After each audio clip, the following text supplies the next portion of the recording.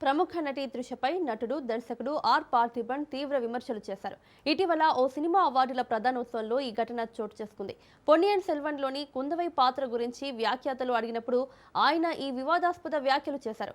విజయ్తో కలిసి ఓ wedding function కు హాజరు కావడంపై పార్థిబన్ బహిరంగంగా త్రిషను ఉద్దేశించి ఘాటుగా విమర్శలు చేశారు.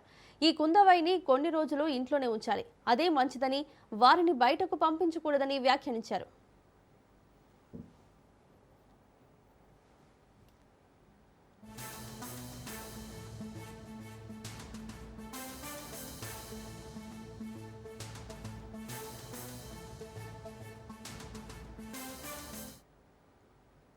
ఈ వ్యాఖ్యలపై త్రిష తన సోషల్ మీడియా ఖాతాలో పరోక్షంగా స్పందించారు. మైక్ చేతిలో ఉందని చేసే ప్రతి వ్యాఖ్య తెలివైనదిగా లేదా సరదాగా మారదన్నారు. అలా మాట్లాడటం మూర్ఖత్వాన్ని గట్టిగా వినిపించడమే అవుతుందన్నారు. ఎవరి గురించి పూర్తిగా తెలియకుండా అసభ్యకరంగా మాట్లాడడం సరికాదు. ఆ వ్యక్తి గురించి కాకుండా మాట్లాడిన వారి సంస్కారం గురించి ఎక్కువగా చెబుతుందని ఆమె వ్యాఖ్యానించారు.